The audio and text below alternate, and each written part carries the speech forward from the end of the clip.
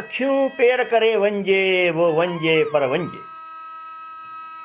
सुपेरियां जी ॻाल्हिड़ी कंहिं से की न कजे पर वञिजे।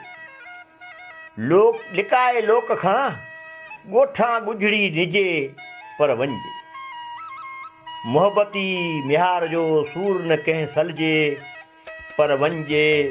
अखियूं पेर करे वञिजे वो वञिजे पर वञिजे।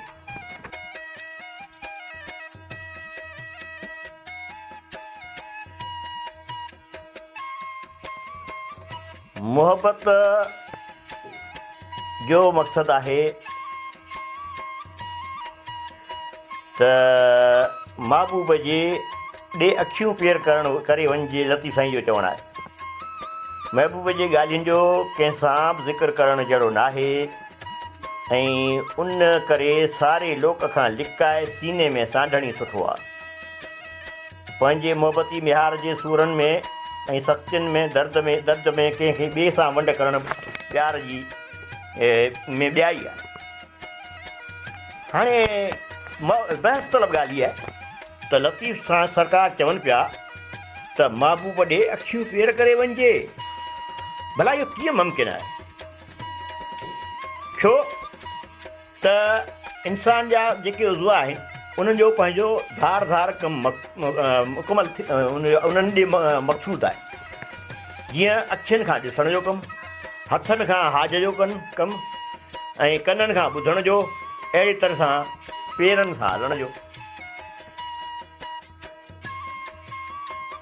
पर जॾहिं लतीफ़ चए थो त उनजी का त माना निकिरे थी। साईं मुंहिंजा असांजी हीअ सारी काइनात सभई चंड तारा ज़मीन सभु हिक ॿिए जी कशिश शक्ल जे कानून तहत बीठा आहिनि। ऐं जेकॾहिं हिकु पल जे लाइ बि उनजो जेको सो तवाज़ुन बिगड़े त क़यामत अची वञे। पर साईं पहिरीं जी छिक त उन्हनि सभिनी खां खे मात ॾींदड़ आहे। हाणे हलूं लतीफ़ खां ई घणी पुछूं त साईं अखियुनि खां पेरनि जो कमु वठिबो कीअं?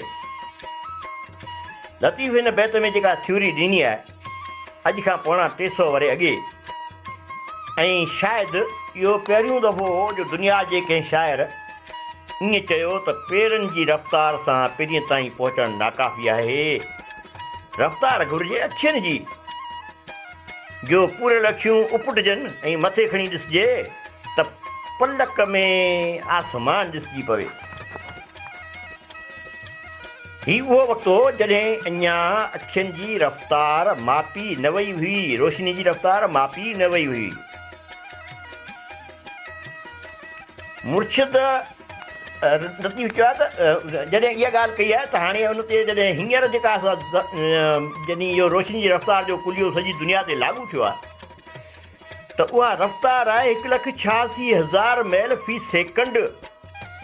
यानी हिकु लतीफ़ जे नज़र में उहा ई रफ़्तार घुर्बल आहे महबूब जिस्मो जान जे मालिक ऐं मौला सां मुलाक़ात लाइ।